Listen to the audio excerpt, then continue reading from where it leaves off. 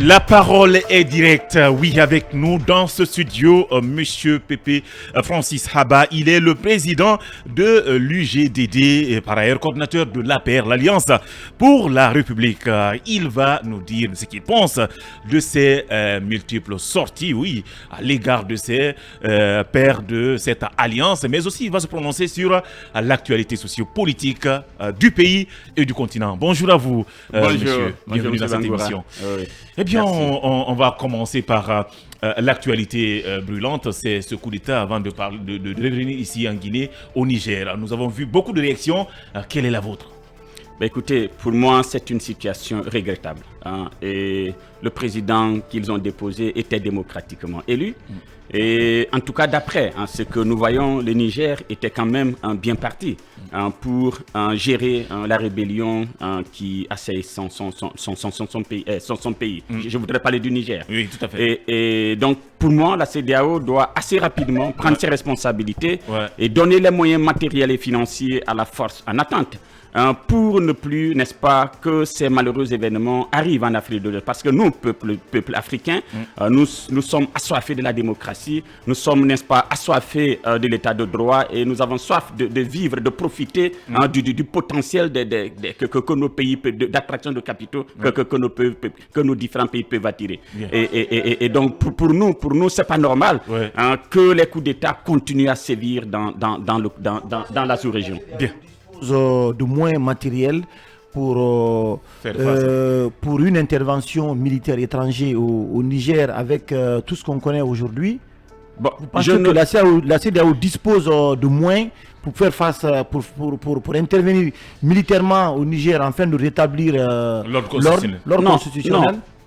Peut-être que l'intervention en militaire pourrait causer plus de dégâts, mais ils peuvent asphyxier le Niger. Ils peuvent tout faire, n'est-ce pas, pour étouffer ceux qui ont pris le pouvoir.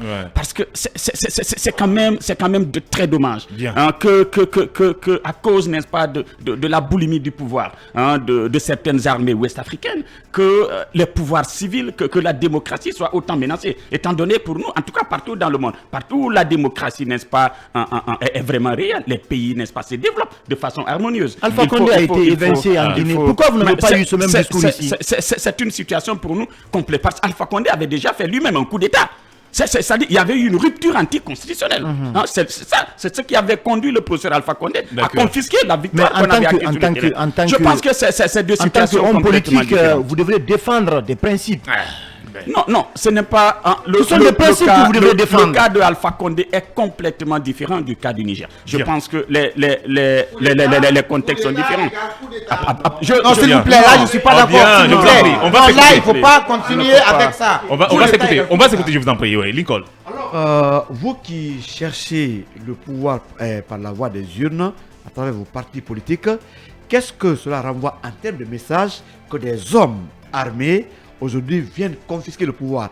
Est-ce que vous estimez que à cette allure, ça n'est fini pour les partis politiques et que l'Afrique sera instable à travers, pourquoi pas, les coups de force? Absolument. C'est une réelle menace pour la démocratie en Afrique de l'Ouest. Et ça voudrait dire justement que il serait inutile d'être leader politique. Il serait inutile d'investir dans la mobilisation populaire pour conquérir le pouvoir par les urnes. Je veux dire, cela va renforcer, n'est-ce pas, ceux qui pensent à tout moment à conquérir le pouvoir par les forces. Et je pense que c'est dangereux pour les différents pays. C'est dangereux même pour la paix sociale en Afrique de l'Ouest. Je pense qu'il faut que la CEDEAO, et même nous, la presse, la société civile, qu'on s'élève, qu'on fasse tout pour que dès que des gens, à cause de la boulimie du pouvoir, parce qu'ils veulent, n'est-ce pas, je ne sais pas, venir au pouvoir, et à cause de cela, que chacun ait le pouvoir d'aller acheter des armes et de venir conclure. Si on ne s'élève pas, je pense que la sous-région sera à proie à la rébellion, à proie, n'est-ce pas, à énormément de coups d'État. Il faut aussi lancer un appel quand même à ceux qui dirigent les différents États. Il faut qu'ils renforcent la bonne gouvernance. Il faut que les élections, n'est-ce pas, organisées soient libres, inclusives et transparentes. Parce que la fraude électorale aussi peut envoyer des frustrations. Tout part de et là. Ça peut aussi envoyer, n'est-ce pas, des violences. Bien. Voilà, monsieur Pépé Francis Haba, le président de l'UGDD, est notre invité dans Mirador Mixta ce samedi. On poursuit cette interview avec l'actualité à président national. On va parler d'abord de votre alliance. 2 semaines, je le disais tantôt, 2 semaines après le lancement de cette nouvelle alliance. Eh bien, vous faites toujours l'objet de critiques et vous êtes caricaturé. D'aucuns même parlent estiment que vous avez été acheté par les autorités actuelles. Alors, je pense que l'opinion, en tout cas, a pu comprendre. Mon ami Francis Haba a reçu les $25 000 et la parcelle de terrain, ou un autre part pour changer de camp. Monsieur Francis Haba a déjà à 2 villas dans la ville de Conakry, 2 somptueuses villas, parce que je viens du secteur privé. Les journalistes qui me fréquentent le savent. Ça, c'est ce qu'il faut dire. Donc, ce n'est pas $25 000 ou un terrain qui pourrait acheter l'UGDD. Je pense que ce n'est pas cela. Alors, moi, je pense que nous avons évoqué ces raisons-là dans notre lettre de démission. Il y a 2 raisons fondamentales. La première, c'est que pour nous, il était temps que nous prenions notre destin en main pour mutualiser nos efforts et préparer les futures élections. Pour nous, c'est un enjeu. Nous sommes des formations politiques. Nous voudrions quitter, n'est-ce pas, dans cette posture de dénonciation permanente. Alors, pour, n'est-ce pas, mutualiser... Excuse-moi, je suis en train de parler de ce que nous avons décidé de faire. Alors, de venir créer notre alliance, d'accord, aller vers les populations, leur proposer nos idées, faire de notre alliance une véritable force de proposition. Quand vous étiez... C'est pas possible. Je vais vous dire pourquoi. Quels étaient les obstacles? Pourquoi vous ne l'avez pas fait avant? Quels étaient les obstacles? Quand vous êtes dans une grande alliance, d'accord, politique. Quand vous êtes dans une grande alliance politique, dominée par un grand parti politique, tout ce que vous faites, tout ce que vous dites, tout ce que vous prononcez, les gens pensent que c'est pour le compte de cet individu, c'est pour le compte de ce donc c'est l'UFDG qui vous faisait ombrage. Oui, absolument. C'est l'UFDG qui vous faisait ombrage, c'est ça? C'est-à-dire, vous ne pouvez pas continuellement rester à l'ombre, n'est-ce pas, d'un autre leader, alors que vous avez aussi des ambitions personnelles. Nous voulons être des conseillers communaux, nous voulons être des députés, j'ai des ambitions pour être président de la République. Sinon, je n'allais pas quitter mes belles rémunérations dans le secteur privé pour venir en politique. Je pense qu'il faut que nos amis qui nous critiquent se rendent compte. Nous ne voudrions pas rester éternellement, en tout cas, des leaders internet. Nous avons des structures. Il va terminer, oui. Allez. Je dirige un grand parti politique, d'accord, qui a des comités de base des fédérations dans toutes les préfectures de la Guinée. Nous étions interpellés constamment par nos structures à la base, par nos bureaux, par la diaspora, par les personnes ressources qui nous aident. Et les gens pensent que quand vous êtes là-bas, c'est le président, c'est lui qui finance, ce qui est faux. Vous êtes là-bas pour des valeurs, vous êtes là-bas parce que vous avez des ambitions que vous partagez ensemble. Et d'ailleurs, nous n'étions pas là-bas, nous étions à l'UNAD. L'UGDD a toujours œuvré pour son propre développement. Nous avions notre propre coalition à Kobaya, à l'UNAD. C'est quand notre candidature commune de Dr Edouard Zoutomokoma avait été recalée que nous sommes allés vers nos collègues de FNDC. Mais ça ne veut pas dire que nous avons créé nos partis politiques pour eux. Alors vous avez dit, je l'avais dit tout à l'heure. Je vais reprendre la question autrement.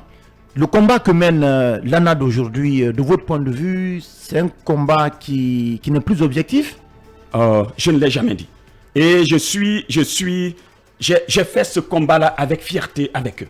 Ce que je voudrais juste rappeler, encore une fois, c'est que je suis quelqu'un d'ambitieux. En tout cas, les partis politiques avec lesquels nous avons créé notre alliance, nous sommes ambitieux. Nous voudrions aussi, n'est-ce pas, proposer nos propres idées. Quand vous y êtes, vous êtes quelquefois obligé de défendre quelque chose qui n'est pas votre conviction personnelle. Parce que c'est de grandes alliances, c'est ça la vérité. Lorsque nous sommes... Regardez, je vous donne un exemple. Nous avions fait le tour des chancelleries occidentales ici. J'étais très souvent dans toutes les missions. Partout où on partait, les gens nous demandaient d'aller rejoindre le cadre de dialogue. Vous pouvez le... Partout où on passait. Donc les gens disaient qu'ils allaient tout faire pour que le cadre de dialogue soit un succès. Alors, c'est un débat que nous faisions à l'interne. Mais malheureusement, pour quelquefois, pour pour des questions, n'est-ce pas, qui ne concernent pas tout le monde, vous êtes obligé, malheureusement, de rester dans cette posture. Monsieur Haba, vous avez dit tout à l'heure que l'UFDG fait ombrage à beaucoup de partis politiques. Est-ce que c'est que Étienne l'avait dit la dernière fois que vous avez été concocté pour un peu affaiblir l'UFDG finalement? Est-ce que vous avez été approché? Est-ce que ça répond un peu à cela, vu que l'UFDG vous fait ombrage? Est-ce que vous avez été approché par les autorités politiques? Je pense que cet appel, c'est la dernière fois que je le fais à nos amis que j'ai laissés au sein de l'ANAD. Je pense que ce sont des leaders politiques comme nous. Et je suis le président de l'UGDD. Hein. Eux, ils sont quelquefois présidents de partis politiques qui ne se résument qu'à eux seuls. Je pense qu'il suffit de voir. Nous sommes ambitieux. Ah oui. C'est important de le dire. Je suis ambitieux. Je n'ai jamais. Si je voulais de l'argent, je serais encore à l'ANAD. Mais c'est pour que je puisse sereinement proposer mes idées aux populations. Vous n'avez jamais été approché par les autorités actuelles? Monsieur Francis Haba, dites-nous la vérité. Laisse-moi avec cette question parce que c'est pas. Non, je ne peux pas vous laisser avec cette question. Je vous dérange tant. Ça me dérange parce que je ne peux pas vous lâcher avec cette question. Il y a une campagne de débauchage. Étienne l'a dit ici, il a été approché comme d'autres leaders. Lui n'a pas mordu à la maison. Est-ce que vous avez été approché par les autorités actuelles en vue de déstabiliser l'ANAD? Mais c'est quand même extrêmement grave que quelqu'un qui vient en politique pour son propre compte, d'accord, pour le peuple de Guinée, attend qu'on le débauche pour pouvoir parler en son nom et pour son propre compte. Moi, je pense que c'est extrêmement grave. L'UGDD que je préside, ce n'est pas un parti comme cela. D'accord. Alors, vous dites que ce n'est pas un parti comme cela. Moi, je n'ai jamais été approché par quelque autorité que ce soit. Monsieur Haba, lorsque vous étiez à l'ANAD, est-ce que vous ne jouissiez pas, votre parti, bien entendu, de votre indépendance? Pas du tout. Pas du tout. S'il vous plaît. Mais c'est quand même une large coalition. Pas du tout. Non, je vais dire. Pas du tout. Est-ce que l'ANAD vous empêchait, par exemple, de tenir des meetings au sein de votre formation? Non, ce n'est pas cela. Sur le terrain, ce n'est pas des cela. actions, de mener des campagnes de mobilisation pour avoir des militants. L'ANAD est une alliance politique. Je ne sais pas si je comprends. Je comprends. Nous avons une alliance électorale. Mais au sein de laquelle chaque parti jouit de son indépendance. Garde son indépendance. Absolument. Oui, il peut garder, mais dans les débats. Dans les débats de défense, n'est-ce pas, de certaines questions d'ordre national, vous êtes obligés de défendre des questions qui ne répondent pas aux convictions de vos militants et même quelquefois à vos propres convictions. C'est cela la vérité. Que vous voulez ou pas, c'est ça la pratique. La dictature de la démocratie. Exactement. C'est la dictature de la majorité. En tout cas, nous qui avions quitté, nous sommes conscients des enjeux futurs. Et pour nous, ces enjeux-là, c'est les élections. Un parti politique qui n'aura pas de conseillers communaux, qui n'aura pas de députés. Non, mais au sein de l'ANAD aussi, vous aurez pu tisser des alliances. Non, attention, encore une fois, c'est chacun pour soi là-bas. Je connais la maison, c'est pourquoi je voudrais... dans notre lettre de démission, nous avons dit que nous quittons aussi à cause de certaines réalités internes que nous n'avons jamais révélées. Je voudrais juste quelles sont ces réalités? Quelles sont ces réalités, monsieur Haba? Pour moi, c'est la cuisine interne de l'ANAD. Et je ne suis pas quelqu'un qui viendra sur les plateaux. Absolument, oui, c'est facile. Mais je préfère cela. Mais c'est quand même une mise en garde aux gens qui sont... Vous voulez les protéger? Pas du tout, moi je ne protège personne. Alors, dites ce qui ne va pas. Non, moi j'ai quitté. Parce que je veux préparer les élections, parce que nous voulons mutualiser nos efforts, parce que nous voulons parler en notre nom pour notre propre compte, parce que nous étions quelquefois fatigués, d'accord, quelquefois de dénoncer des choses. D'après le ministre Mori Kondé, votre parti, l'UGDD, fait partie de ces partis qui sont sans adresse. Qu'est-ce que vous en dites? Ben quand même, si vous voulez regarder la littérature, même la RTG, l'UGDD a un QG à Kaporo, l'UGDD a un siège à Kobaya que tous les médias connaissent. C'est là où nous avons signé, c'est là où nous avons lancé arrêtez ça, je pense que c'est... Oui, maintenant, s'il vous plaît, je vous en prie. Ça fait partie du combat. Un parti sans adresse, comment il peut mener un combat lui permettant d'être à la magistrature? Non, je pense que les autorités ont compris compris qu'ils se sont trompés. C'est réglé? Le compte de l'UGDD. C'est réglé? Absolument, c'est réglé. Nous y avons dépêché notre secrétaire administratif. Nous avons adressé un courrier. Et le courrier que nous avons adressé avec nos numéros de téléphone, avec nos différentes adresses, nous avons joint un autre courrier dans lequel il y avait les informations du parti avec son adresse. Je pense qu'il faut quand même... Nous échangeons énormément avec le ministère de l'administration du territoire. Vous avez aussi annoncé que vous allez rejoindre le cadre du dialogue avec quelle garantie? Le premier round s'est déroulé ici. On peine encore à mettre en place les conclusions de ce premier cadre de dialogue. Le deuxième cadre de dialogue réclamé par les partis politiques comme l'UFDG, l'URPG Arc-en-Ciel. Ce cadre de dialogue peine à être mis en place. Pourquoi vous avez décidé de rejoindre ce cadre et avec quelle garantie? Ok, je vous dis l'une des raisons fondamentales.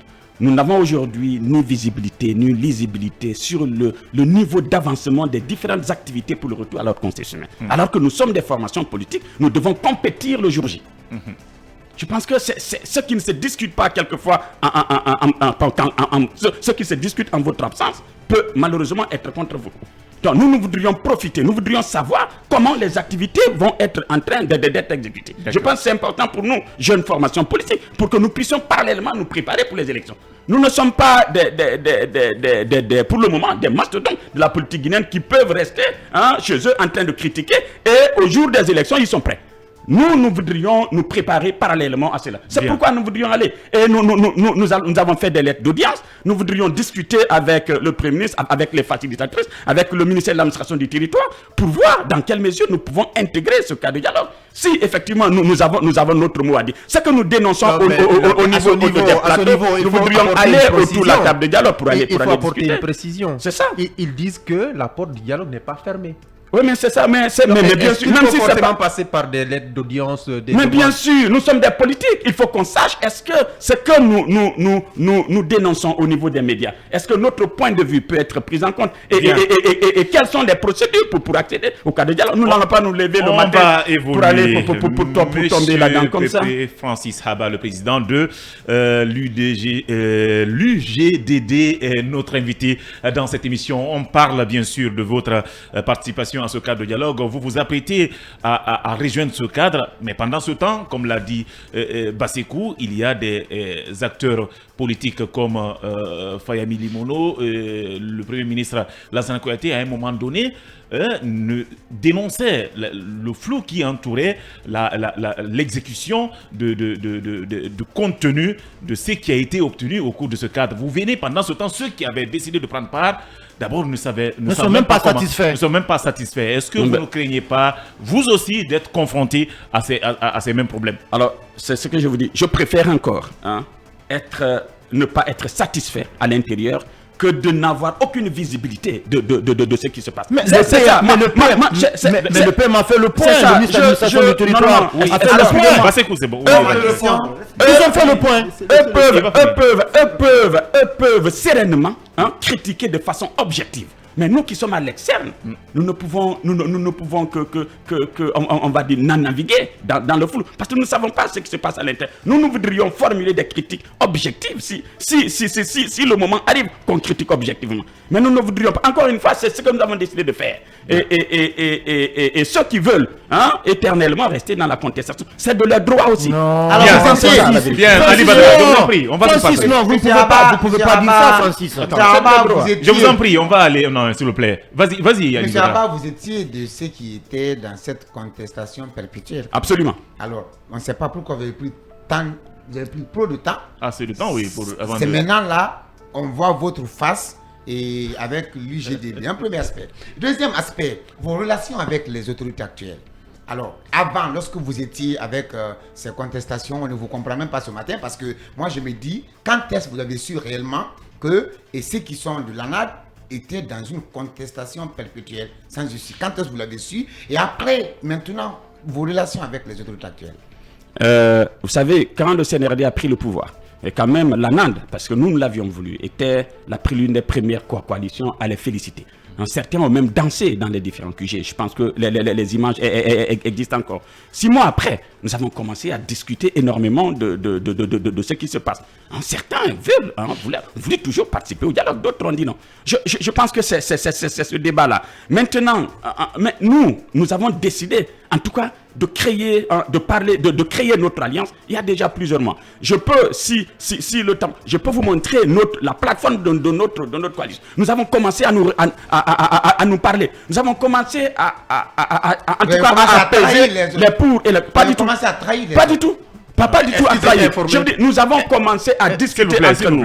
Nous avons commencé à discuter entre nous sur la possibilité de mettre en place une alliance électorale. Parce que notre alliance politique n'interdisait même pas dans sa charte la mise en place d'alliances électorales entre partis politiques, membres de l'alliance. Et donc, chemin faisant, nous avons compris qu'on ne peut pas mettre une alliance électorale sans faire la politique derrière. Et vos relations maintenant avec les autres actuels? Nos relations avec les autorités. Pour le moment, il n'y a pas de relation en tant que telle. Ce que je peux dire, c'est que je connais énormément de ministres avec lesquels nous avons étudié, comme je connais Bassekou. Mais je connais le président du CNT. Est-ce que ça ne génère pas quelque chose? C'est là où on veut réellement. Est-ce que cette relation amicale n'est pas en train de générer autre chose? Non. Si cette relation peut porter l'UGDD au pouvoir, si ça peut porter l'APR au pouvoir, je serai fier et je serai satisfait. Ça, je vous l'ai dit. Mais je ne peux pas. Mais pour le moment, il n'y a pas de relation politique comme telle pour que je puisse bénéficier. Quel est votre avis aujourd'hui sur quel est votre avis aujourd'hui sur la conduite de la transition? Il n'y a pas de grande visibilité. Est-ce que vous êtes convaincu que la dernière question 2024 sera respecté? Et on va le laisser aller toutes les difficultés que nous connaissons dans la mobilisation du financement pour l'exécution du chronogramme de la transition? Je pense que je n'ai pas changé d'un iota ma façon, n'est-ce pas, de regarder cette transition-là. J'ai faim de savoir comment, de façon pratique, les autorités sont en train de mettre en place des activités pour le retour à l'ordre constitutionnel. Parce que pour moi, le retour à l'ordre constitutionnel, ça va être l'un des premiers éléments sur lequel nous allons évaluer, n'est-ce pas, les autorités de la transition. C'est la première chose. D'accord? Maintenant, la deuxième chose, mais je l'ai dit, on n'a pas de visibilité. Comment voulez-vous que je sache ce qui se passe? On ne peut prendre les autorités au mot parce qu'ils disent qu'ils sont à jour. Ils disent qu'ils ne feront pas un seul jour après, n'est-ce pas, le 31 décembre 2024. Et moi, je suis, n'est-ce pas, pour le respect du chronogramme de la CEDEAO. Je suis pour le renforcement de l'état de droit. Je pense qu'il est important de revenir dessus sur tout ça. Mais en tout cas, je suis fier d'avoir pris mon autonomie parce que c'est ce que nos militants nous le demandaient. C'est ça la vérité. Merci, on est malheureusement pris par le temps. Merci infiniment à vous, M. Abba, d'être passé dans cette émission. Oui, c'est moi qui vous remercie. Merci à tous les chroniqueurs du jour. Merci également aux techniciens Tidiane et Ali Badra et Sila Mamadou. Merci infiniment à vous. Mirador revient dès lundi.